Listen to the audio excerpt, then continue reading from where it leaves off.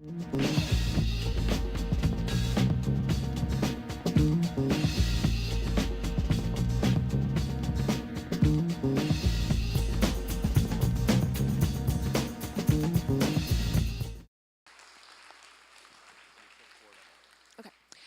Oh, hey everybody, I'm Heather Dodge and I'm a librarian at Berkeley City College.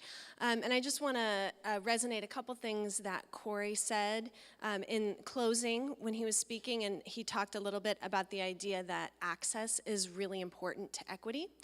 And I guess that's a feeling of mine as we sort of deal with some of these bigger issues that are happening on our campuses, that we remember that access is one of the main goals of our campuses and of our district, to make sure that education, our classes, our services are accessible to students. And so I think that a lot of my feelings and my sort of connection to equity is rooted in that idea of access, and that is sort of at the heart of what OER is all about. And I think there's a misperception that OER stands for online educational resources, but the O in OER actually stands for open. And that resonates with me as well, because I want our campuses to stay open to faculty, to students, to anyone who comes in and wants to learn.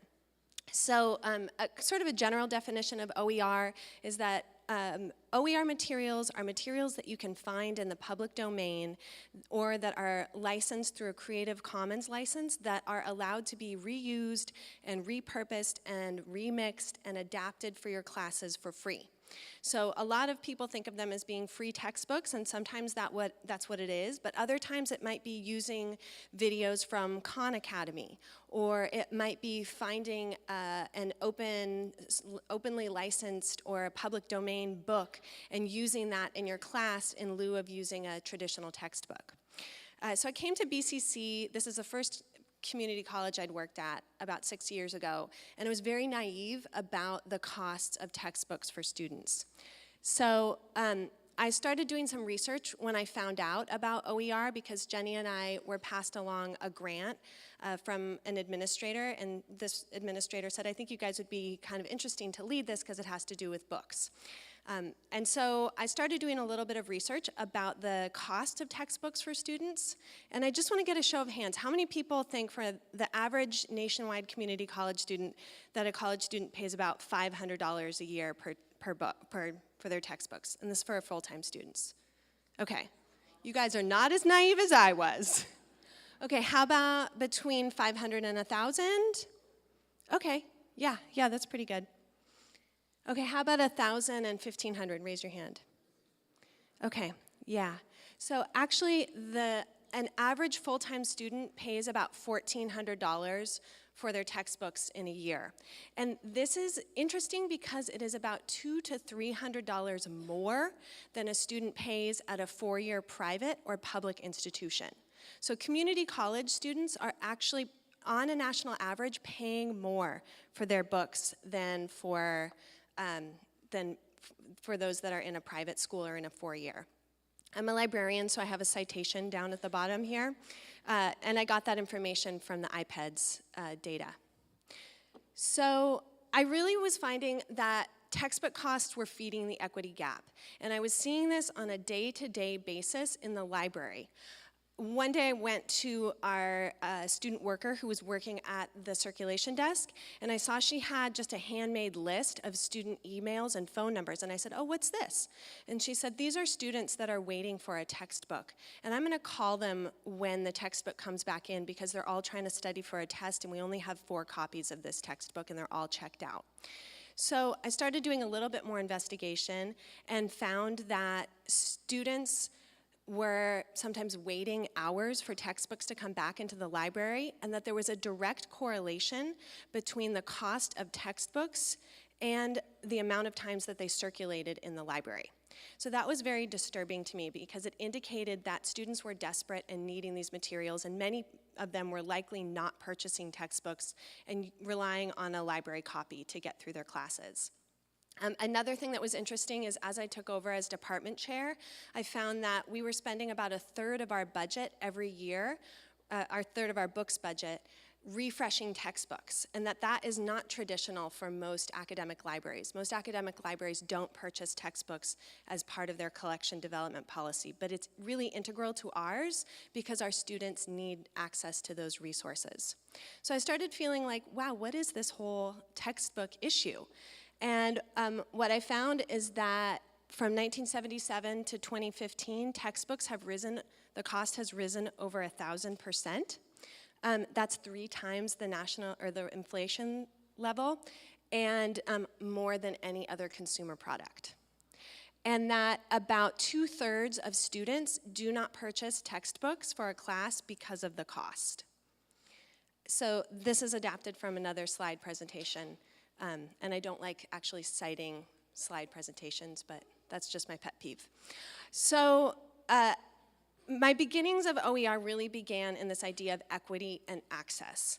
But as I sort of moved into managing this grant, which was basically to provide faculty professional development and information about OER so that they could make an informed decision about whether or not they could adopt an OER text for their class. So I started talking with faculty and presenting and just as a librarian, doing what librarians, I think, do best, which is search and discovery. I started working with faculty to help them find and adopt OER textbooks, and then we started this wonderful collaboration with College of Alameda and Andrew Park to have faculty work in disciplinary groups to find materials together. And this sparked this, I'm saying sparked joy for me. If anyone's watching Tidying Up on Netflix, if there's anything in my job that is sparking joy right now, it is OER, and that is definitely in my keep pile when it comes to my day-to-day.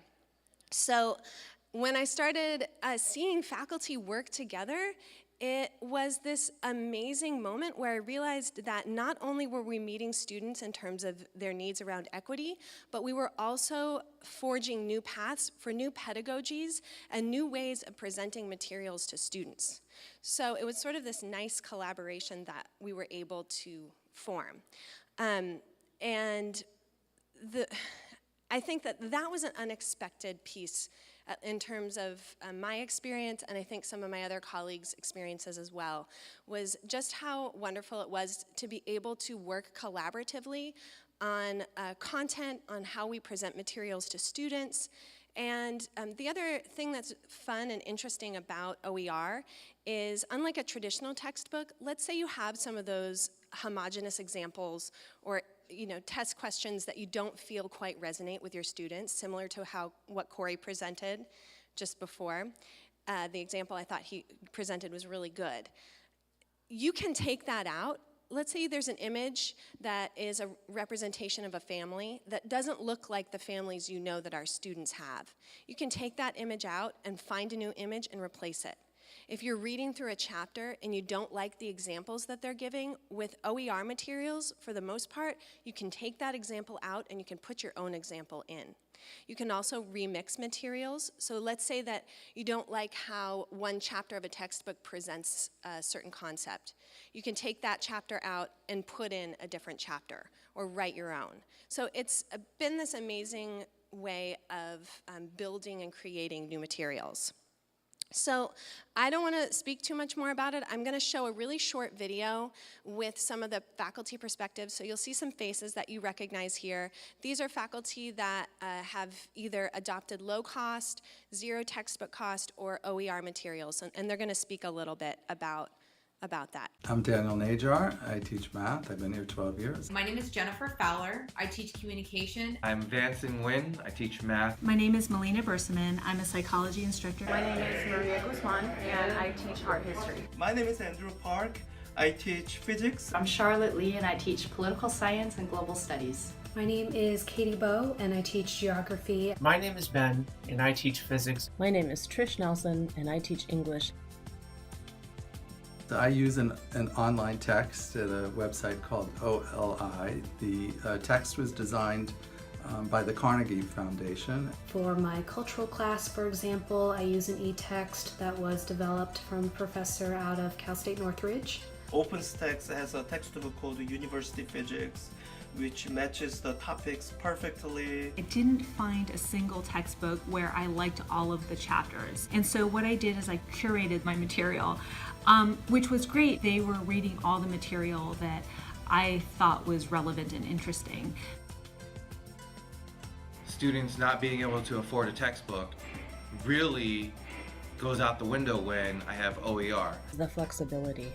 I can change articles based on what we're talking about in class, what students are interested in. OER materials or putting together a ZTC course allows for a lot of flexibility in what I can assign students. Students have also remarked that they like the quality of the material and appreciate the numerous formats that it comes available. I found that 3 weeks into the semester when we started taking quizzes, students still didn't have their books. Their financial aid checks hadn't been cut yet. About 2/3 of the way, I found out she didn't have the text in my class. And I said, but this is your third time. What did you do the first 2 times? She said, I never could afford to buy it then. I didn't have it the first 2 times. My second semester here at College of Alameda, I had one student in particular who was extremely bright, extremely capable, but I noticed that this particular student was getting, less than ideal quiz scores. The student eventually confided in me that, they hadn't bought the textbook, they weren't going to buy the textbook, sort of winging it with Googling things and looking things up on Wikipedia. And this was a student that I know could have gotten at least a B, if not an A. And this was my equity moment.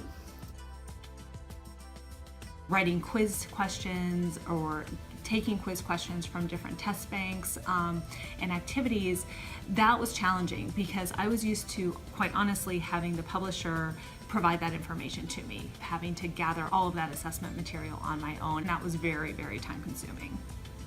I started looking for OER materials about a year ago, so last January. There wasn't as much available as there was even 3 or 4 months after that. Don't be afraid to borrow content from other disciplines. For example, for my persuasion class, from philosophy or logic. So I found a few open source logic textbooks or resources. And so I was able to pull some content from similar or like disciplines. Choose a course that you're excited about, and also consider the cost of the textbook. Be patient and that it is worth it.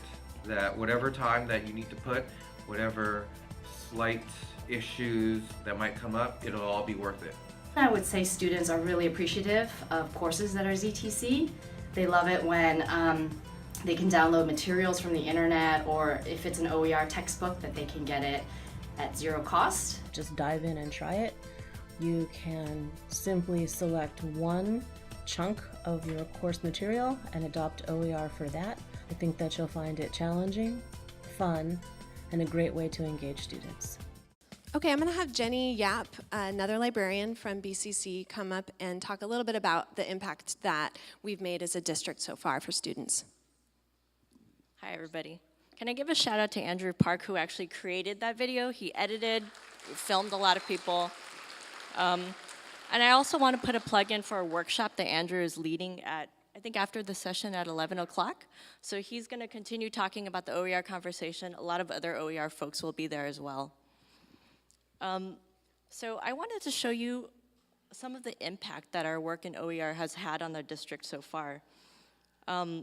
This is a snapshot of the data from this past fall, 2018. And so a lot of us have been doing OER work for only about 2 years now. I think College of Alameda did 1 year. So we haven't collected all of the data, but we did have pretty complete data for all 4 colleges. So during the fall, we had 84 sections that were OER. And then this impacted 2,665 students, which totaled over $250,000. So that's a lot of savings. So imagine if we kept going, how much money, millions and millions of dollars, will be saved for our students. So our impact can continue, and the great thing about OER is because all of these materials live in the public domain, they're gonna be there for as long as we want to keep them up there. So in the spring, 2019, students will be able to search for classes using a textbook cost options. So there's like a little feature in Passport. And if they see that symbol, they will know that that class doesn't require any textbook costs. So that's a free cost for them. And what we did is we estimated how many courses at Peralta next spring will be zero textbook cost. And this is the numbers. So this is compared from fall to the next semester later.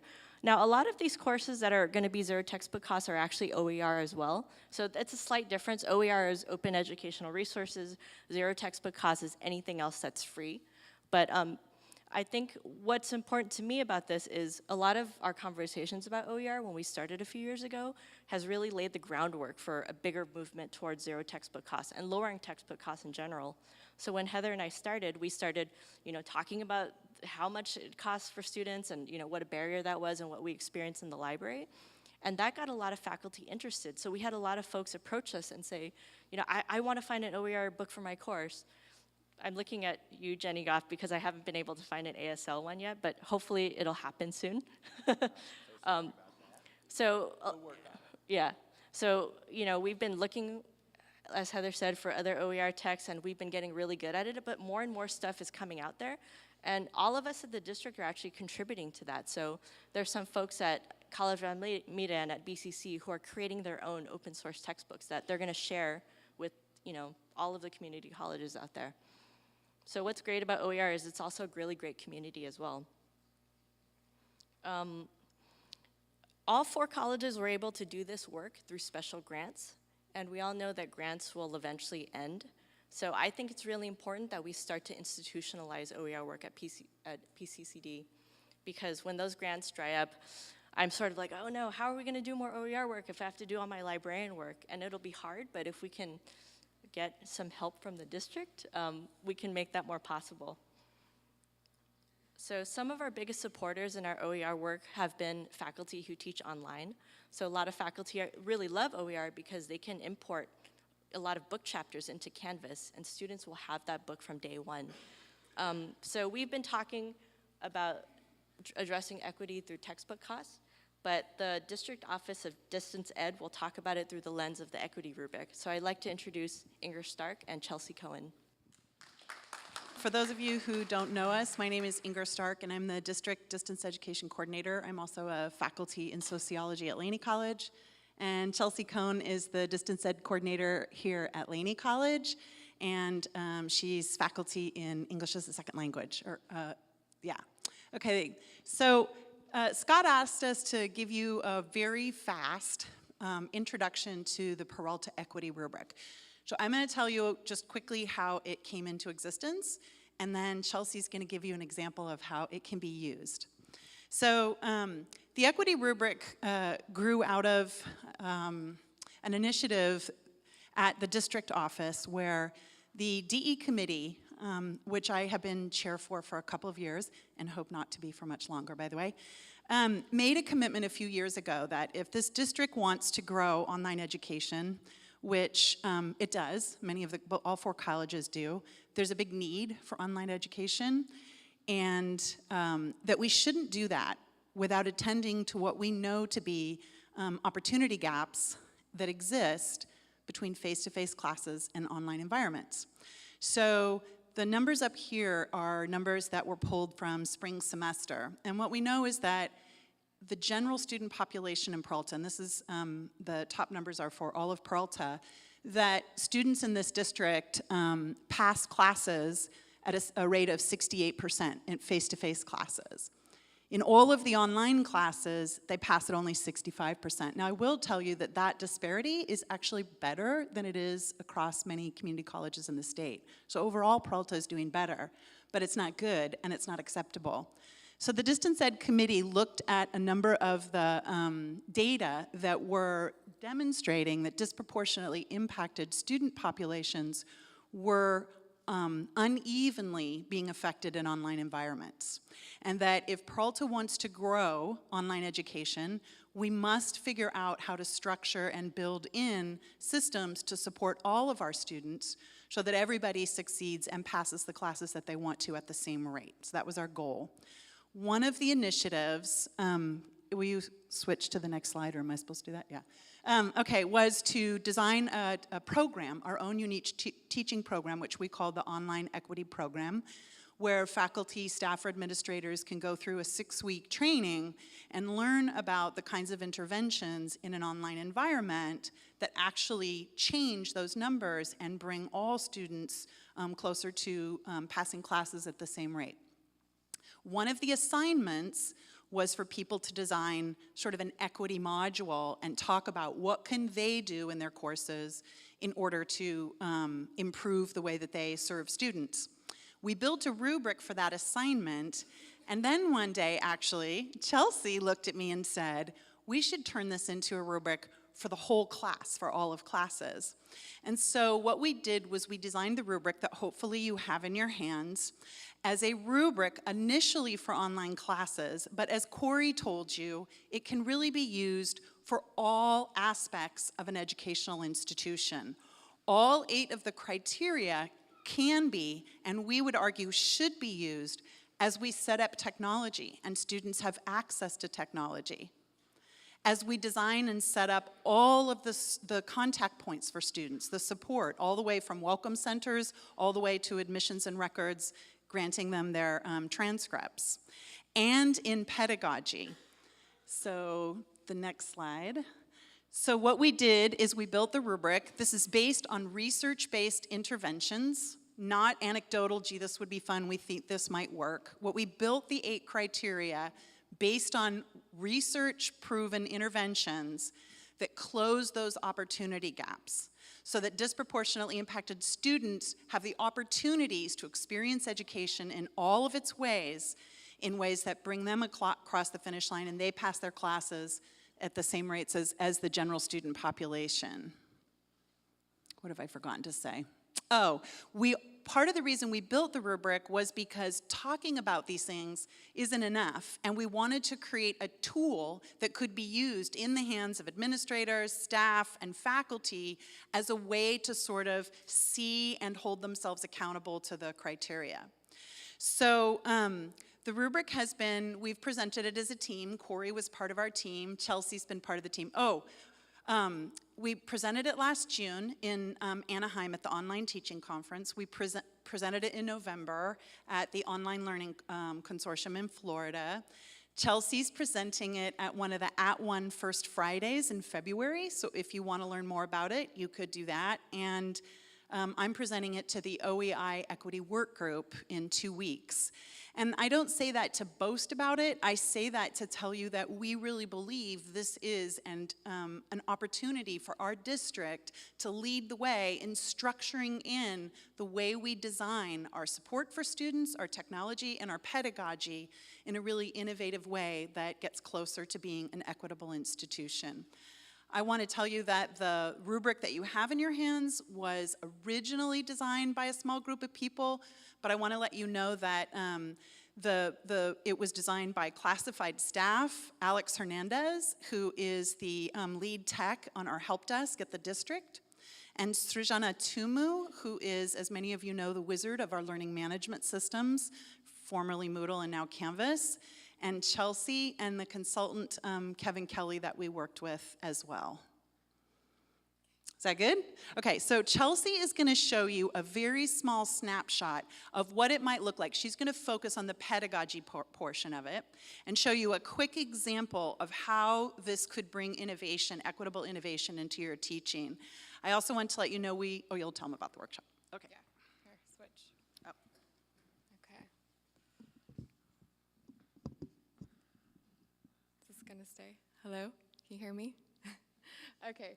So I'm going to talk about how to actually apply this rubric in your teaching and just give you a couple of examples. So if you see on the rubric, F3 is images and representation. And ideally, we're striving for the exemplary column as well. So ideally, images and representations would reflect broad diversity, and course activities would encourage students to analyze representations and stereotypes throughout the course. So what might this actually look like in the classroom? So one instructor, she had a textbook that she really liked. The information was valuable, but she realized that the imagery was very limited, biased, and didn't represent her students. So what did she do? She brought it up with her students.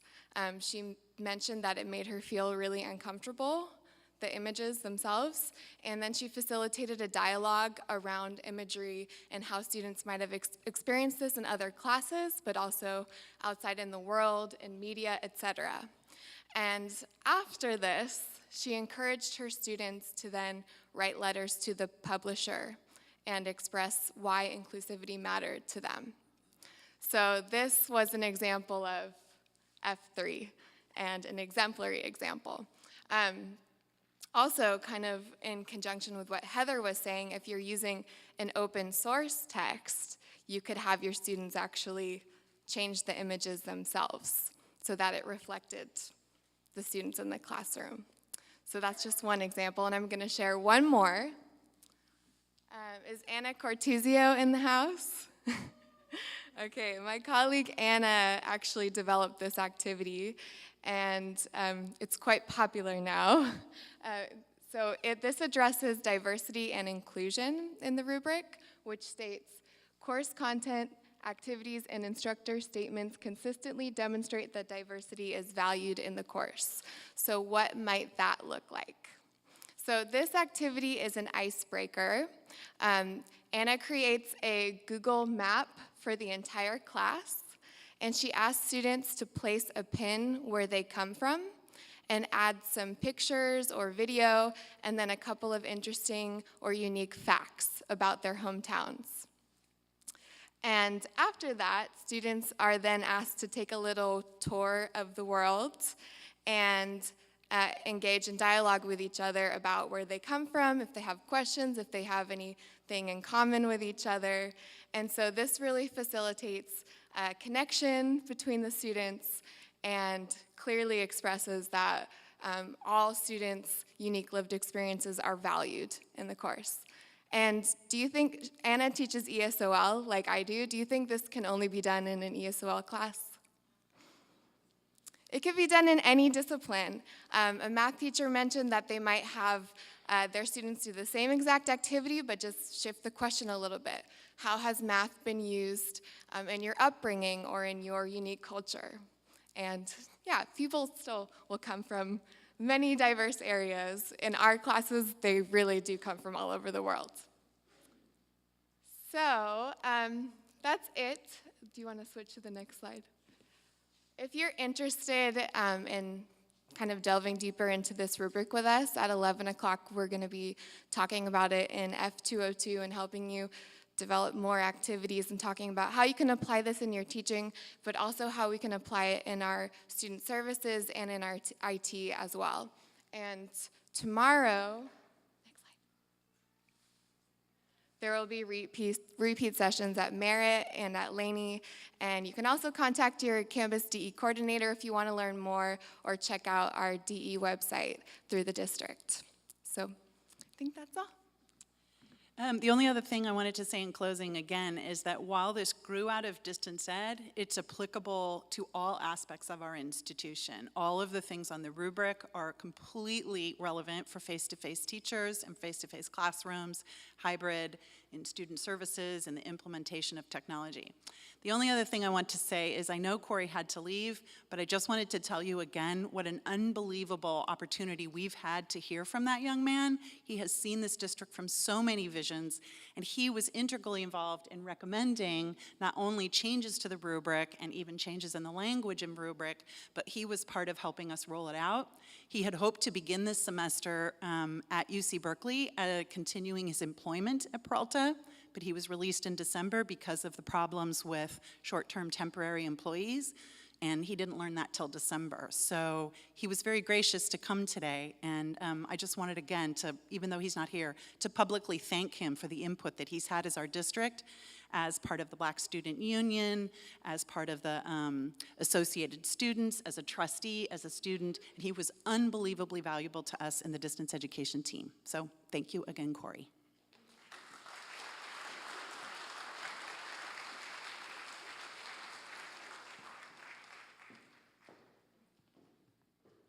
I want to just thank you to both of these groups that came in. What I really loved about these two presentations is that you start with these things that we kind of know exist in the world, OER, Canvas, and distance education. We know we're rolling that stuff out. And as they work together and began to see how things are fitting together, like in OER, they're actually changing pedagogy and textbooks.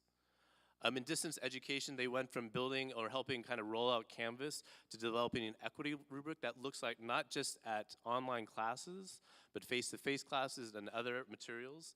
And I think it's important to know that no matter what kind of work we're doing, that we're always kind of engaged in how do we improve our work with students, how do we continue to kind of raise each other up and make each other better.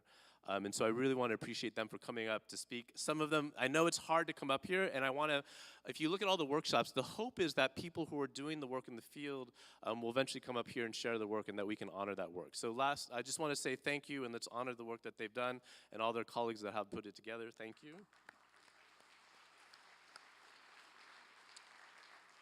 And before, there's one little interlude that I have. I met Aldane through Janine Greer, who I've been working closely with. Janine arranged an amazing event called Solidarity and Mental Health. Aldane was our MC. This is a student video on him. And just to kind of give some hype for another workshop that's happening at 11, I think Roger Porter, Kimberly King, and Janine Greer have all done amazing, amazing events that are for faculty, for students, and for the community.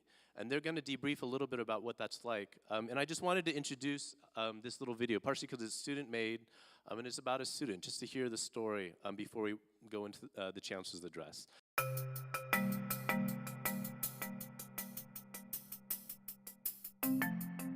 On any given day, how many things have gone wrong in your life? Just one random day. So many things, right? Like, oh my God, I got up late. Oh no, I missed that call. Oh no, I missed BART. I didn't get the score that I wanted. So on any given day, many things are going to go wrong. My name is Aldane Walters. I'm from a tropical country. It's like summer all the time in Jamaica. I came to the Bay Area in 2017. At home, you're walking down the street, you say hi to everybody, you say good morning to everybody. Here, I'm saying good morning to people and they're like, why are you talking to me?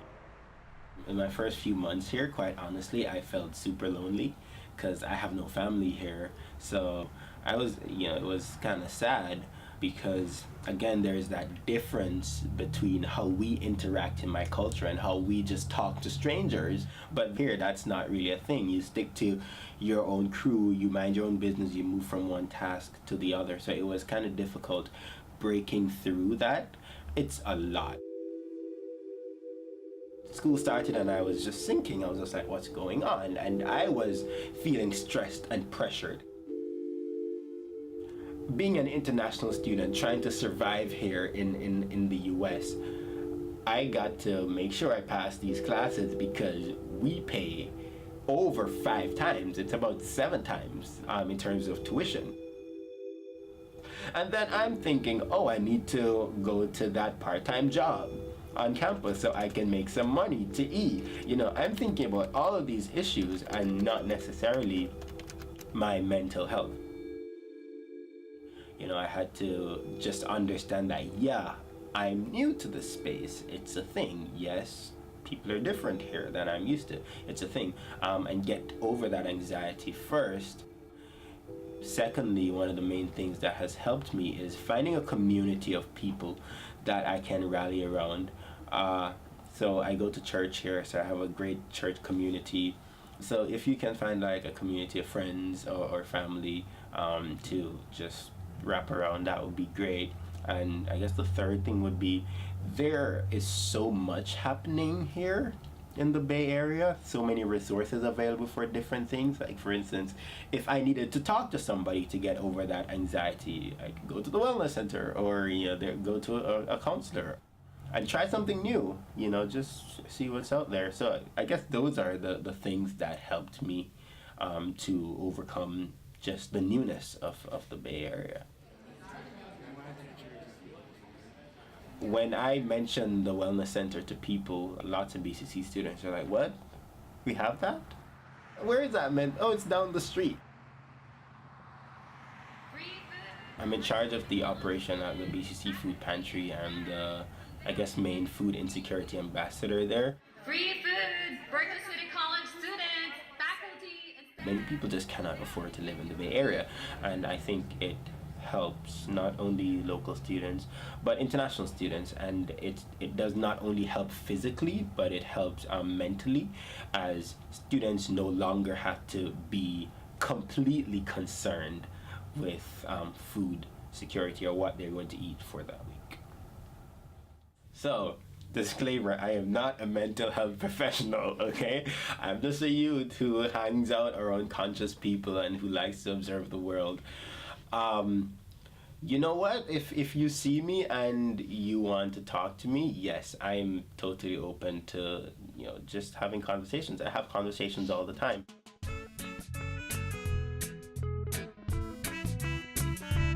Don't forget to have fun. Don't be so hung up on getting it right that you don't enjoy the ride. All right, let's give a hand to the Wellness Center, Aldain, and to the student video director. I'd like to invite the Chancellor up to speak.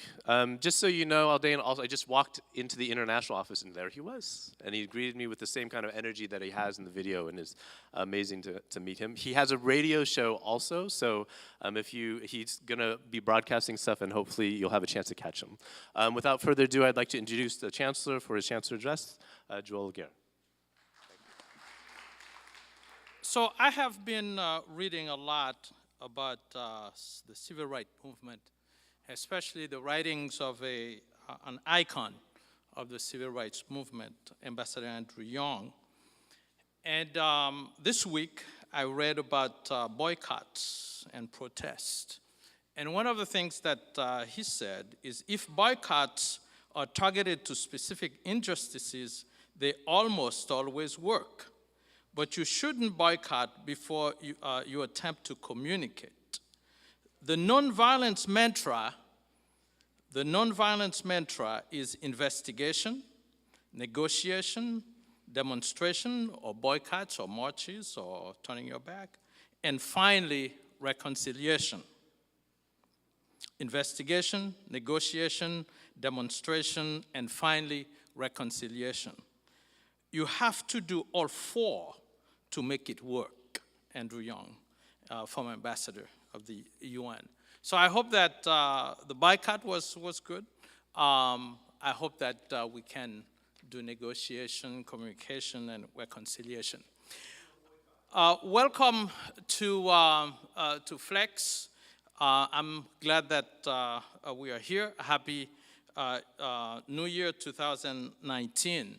One of the things that I do on a regular basis is if I go to a place and I see young people, I tend to talk with them and ask about their educational journey and what have you.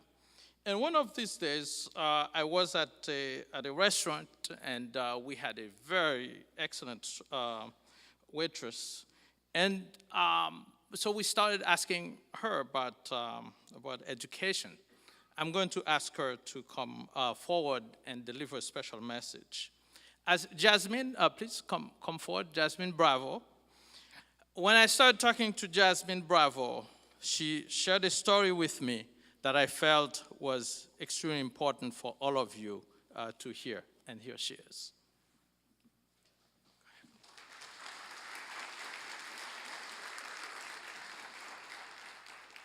Thank you for having me here today. My name is Jasmine Bravo Contreras, and I had the pleasure of taking Professor Alsher's chemistry class in the spring of 2013.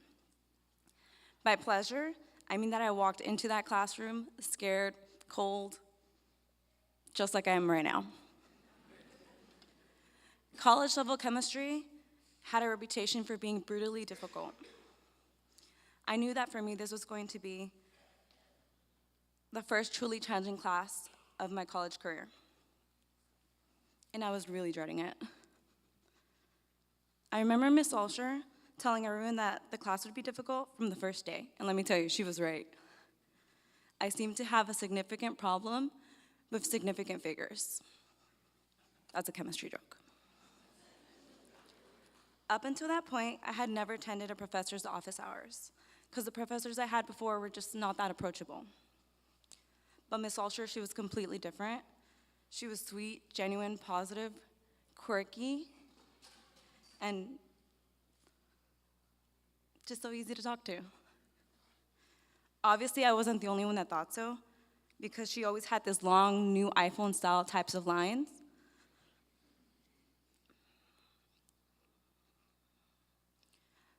The office hours would get so packed that we would have to relocate to the notorious Big Table. I witnessed how Professor Alsher wouldn't leave campus until everyone's questions were answered. And it seemed like such a genuine gesture of her passion for us. We would stay in the chemistry lab so late that by the time we finally left, the sun had set, and we would have to leave in safety groups so we wouldn't get lost in the dark parking lot or eaten by raccoons or anything like that.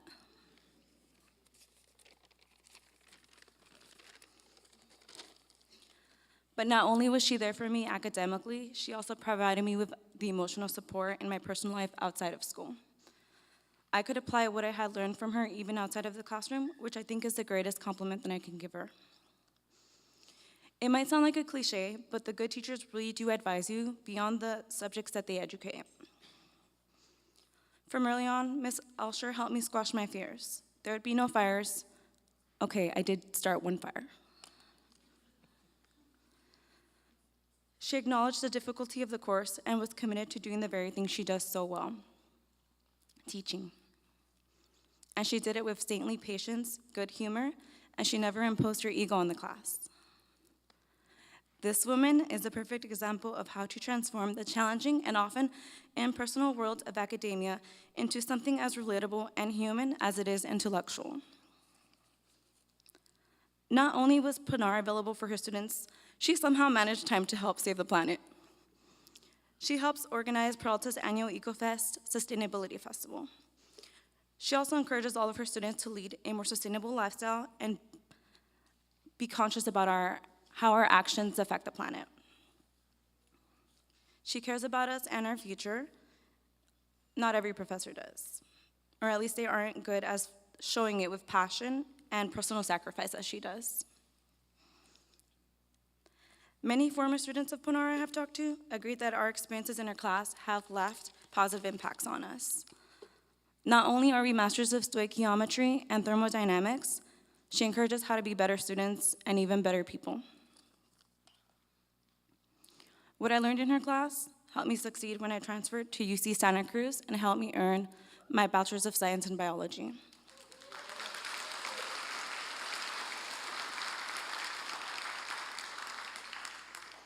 If it wasn't for her encouraging us to challenge our fears and step out of our comfort zones, I probably wouldn't be here standing with you with the degree that I have, or even just talking, because I'm really bad at talking. Thank you. The thought of delivering a speech in front of all these people was intimidating, scary even, but so was chemistry at one point. And what better way to prove that I learned an important lesson from this wonderful professor than to get up here and demonstrate just that. So here I am. I want to thank Professor Alsher, wherever she is, I'm not sure if she's here, on behalf of myself and all the students, thousands of students before me, for her dedication to each and every one of us. I can't think of anyone more deserving of this honor, and I'm personally very honored that I get to be the one up here standing to say that. So, in closing, chemistry is really damn tough, but Pinar, you're awesome, and you teach us that word tougher. So, thank you.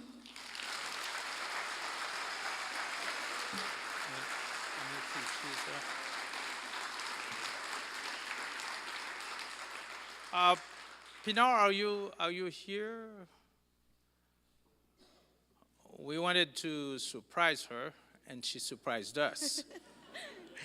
Jasmine said as she was coming into the building, Pinar was heading the other way. So we do have a Chancellor's Award for her.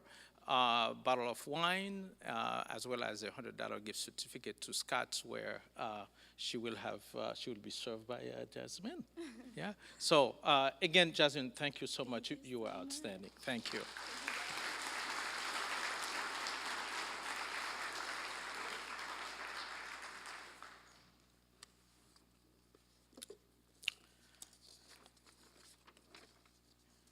And we have Irene Sitch, who was an assistant for Pinar. Also, when she heard we were going to recognize her, she wanted to be here as well. Would you stand up, Irene, so we can recognize you?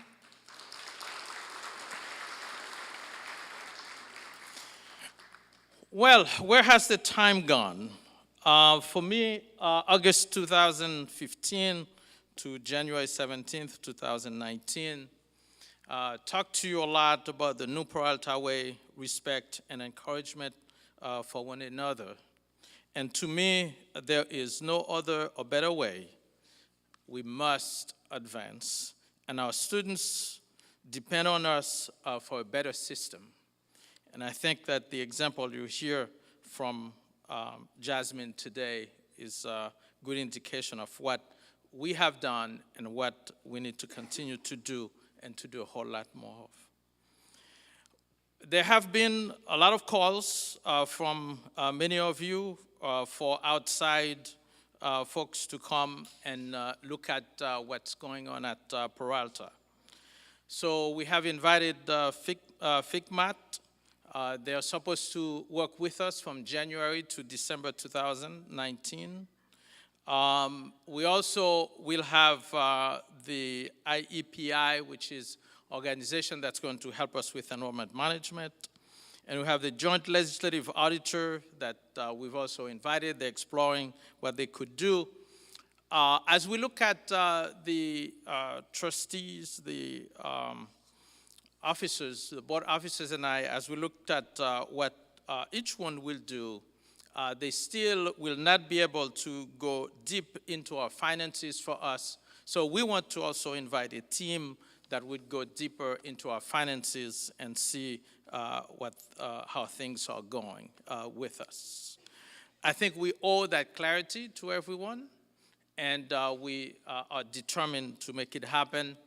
But we want for you to be intimately involved in that so that once and for all, or for a long time, we can have some clarity and we can answer some questions for you. We have clarity on our spending for the parcel tax. The voters show a lot of confidence in Peralta by renewing our parcel tax with 85.4% of the votes. And that is even with an argument on the ballot to not support it. So that is really a high level of confidence in not you or me, but in us as a system, in the work that we do, in the work that our community needs from us. We have a bond of $800 million, and that is really half of the cost of what we need to repair our infrastructure. Our needs, according to the Facilities Master Plan, is $1.6 billion.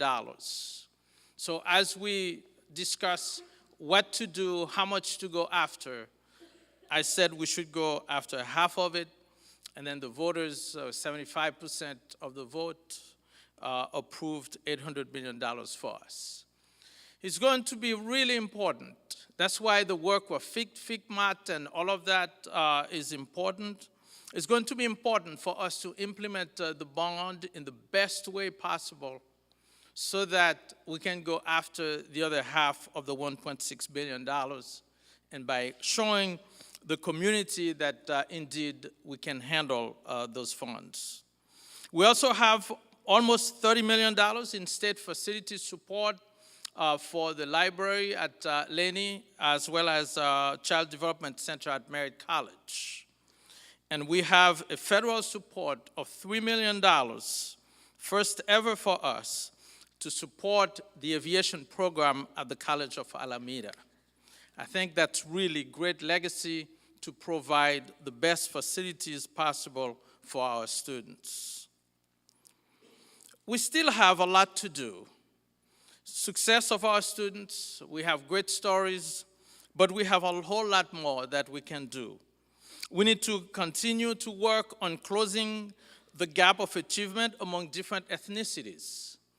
We have talked about a lot of things, but closing the achievement gap is not one that we have talked a lot about. We need to intensify our support services for our students. That's the reason why solving the issue of the hourly employees is something that's extremely important to us, because they add a lot to the support that we provide for our students. We need to build a real community where peace is honored between faculty leadership, administrative leadership, and staff leadership. Real community where peace is honored, where peace is honored. We need to support and honor longevity of authentic leadership. And when I say leadership, I don't just mean administrative leadership, but leadership in general at our colleges and the district office. We need to seek, develop, and support competent leadership. We need to enhance our existing resources. We need to make action verbs of the following nouns, so that they're not just mere words that we say, but they actually mean something. Diversity, equity, inclusion, and honoring differences. Let's make active verbs out of these words. We also need to be careful. As I look at us, we sometimes want to honor us in one way and then destroy us another way. There is a former trustee who would often say, we are the place where we hand you the ball and then we also tackle you. That is not productive for us. So destroying the likeness of what we profess to build is not a smart thing for us to do. On the budget front, we have some potential good news. And by the way, these slides were made before we knew there was going to be protests and all of that. We have the potential to take the time to develop a reasonable and realistic budget plan, and with the invitation of FICMAT to come help us in a deeper look into our budget, we definitely have the opportunity to do that. The student-centered formula is getting fine-tuned, and it looks like it's going to work even better in our favor. It worked for us because we were the only district in the Bay 10 to have received an increase in our funding this year. But the way that things are being fine-tuned, it looks like we're going to do even better. One area that we have done extremely well in, we need to continue to improve in, as we don't have a lot of new students coming from other sources, is dual enrollment. That has provided quite a bit of funding for us. There's increase in COLA, as you heard earlier, that's coming in the new budget.